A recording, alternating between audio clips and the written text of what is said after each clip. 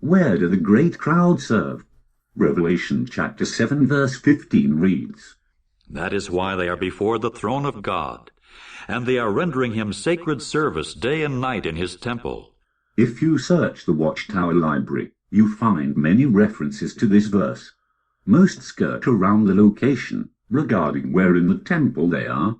The now out-of-print Revelation Climax book reliably informs us on page 124, paragraph 14, the 24 elders and the anointed group of 144,000 are described as being round about the throne of Jehovah and upon the heavenly Mount Zion.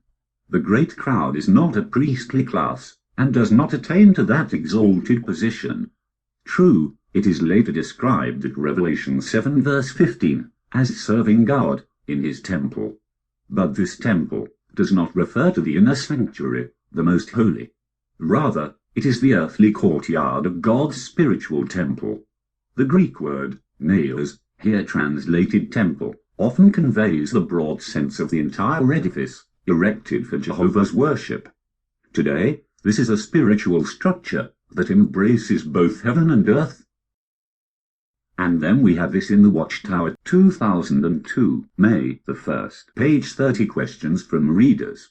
It is reasonable to say that the great crowd worships Jehovah in one of the earthly courtyards of his great spiritual temple, and members of the great crowd are not in the inner courtyard of Jehovah's great spiritual temple, which courtyard represents the condition of perfect, righteous human sonship of the members of Jehovah's holy priesthood while they are on earth. Greek dictionaries do not agree with the above assertion.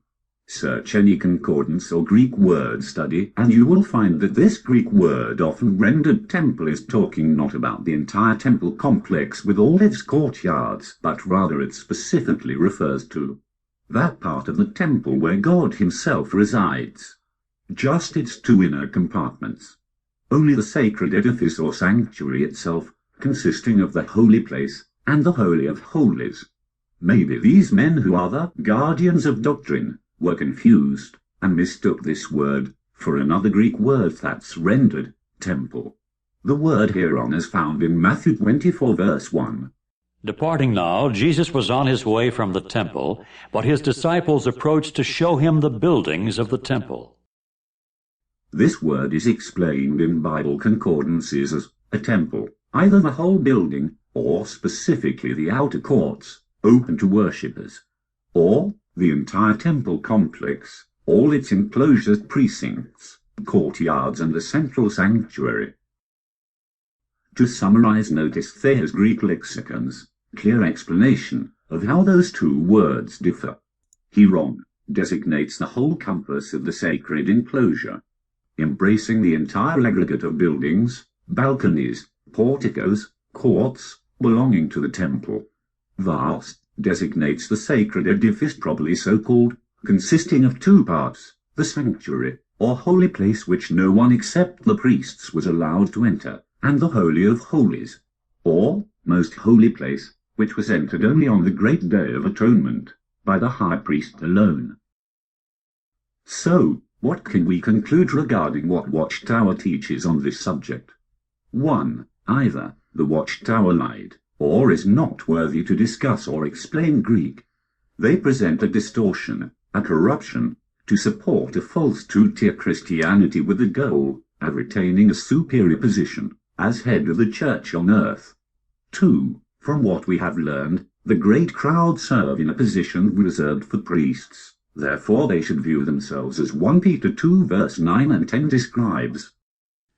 But you are a chosen race, a royal priesthood, a holy nation, a people for special possession, that you should declare abroad the excellencies of the one that called you out of darkness into his wonderful light.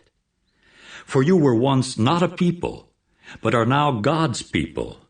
You were those who had not been shown mercy, but are now those who have been shown mercy. Yes, the great crowd should view themselves not as one holding on to the skirt of a Jew, not serving in the court of Gentiles as was taught for the whole 20th century, not as one following God's people, but as a chosen race, a royal priesthood, a holy nation, a people for special possession, declared righteous, as sons. And 3. This one word, naos, causes a whole line of dominoes to fall.